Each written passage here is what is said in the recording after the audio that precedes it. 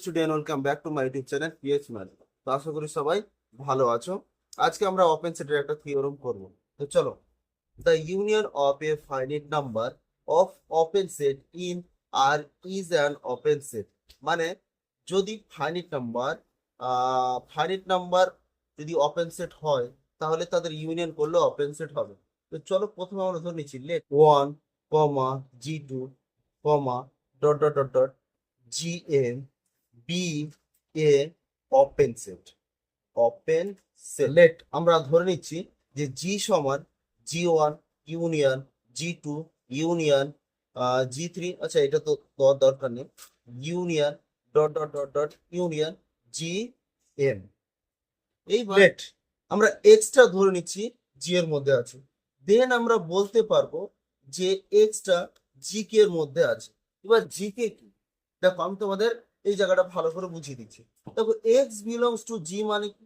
X belongs two জি মানে কি, এই এক্সটা জি ওয়ান এর মধ্যে, G1 union G2 union dot dot dot union GM এর মধ্যে আছে।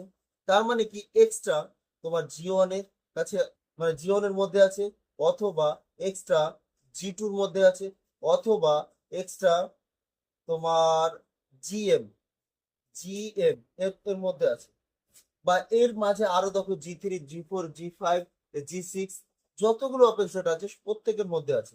তো আমরা স্পেশালি মনে করছি যে এক্স জি কে এর মধ্যে আছে। আমরা এক্স বিলংস টু G1 ও নিতে পারি। তো আমরা স্পেশাল ভাবে এই জি কে টাকে ধরছি, মানে এর মাঝে যতগুলো ওপেন সেট আছে তার মধ্যে একটাকে বেছে নিয়ে বেছে নিচ্ছি যে এটা তো অনেকের মধ্যে আছে, তো আমরা মনে করছি যে এটা জি এর মধ্যে আছে। তো এখানে একটা লাইন তোমরা লিখে দিতে পারো, সেটা কি, x belongs to at least at least at least one one of the set one of the sets. সে বলে তাকে তোমরা ধরে নিতে পারো সে জি কে, বাস এইটা হয়। তো এক্সটা সবার মধ্যে থাকতে পারে। তো আমরা আমরা স্পেশালি আমরা একটা দিয়ে প্রুভ করবো। তো যখন আমরা x belongs two G1, G2 নিয়েছিলাম, তখন আমরা প্রুভ করেছিলাম প্রথমে একটা দিয়ে, তাই না? তো সেরকমই আমি একটাকে বেছে নিয়েছি। তো চলো এবার, since G K is an open set, এটা আমরা জানি যে জিকেটা হচ্ছে ওপেন সেট। তাহলে জিকে যদি ওপেন সেট হয়, তাহলে আমরা বলতে পারবো x is an interior point. তাহলে এক্সটা হচ্ছে কি, ইন্টেরিয়র পয়েন্ট।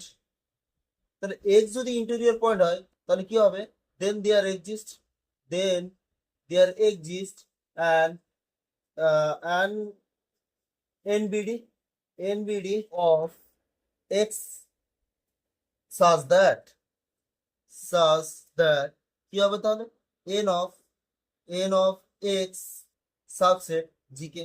এটা আমরা বলতে পারি, এটা আমরা ইন্টেরিয়র ডেফিনেশন থেকে জানি। আমি শুধুমাত্র ইন্টেরিয়র যে ডেফিনেশন সেটাই লিখেছি। তো চলো এবার এবার তোমরা আমাকে বলো, তোমরা বলবে যে এখানে এটা হচ্ছে, তাহলে জি কে এর থেকে বড়, আবার কে জি বড়। তাহলে এটা এই যে এন অফ এক্স এর মধ্যে আছে, এন অফ এক্স, এটা কন্ডিশন এটা। তাহলে এন অফ এক্সটা আমাদের কার মধ্যে থাকবে, জি এর মধ্যে থাকবে। N of x subset G1 union G2 union dot dot dot union GN।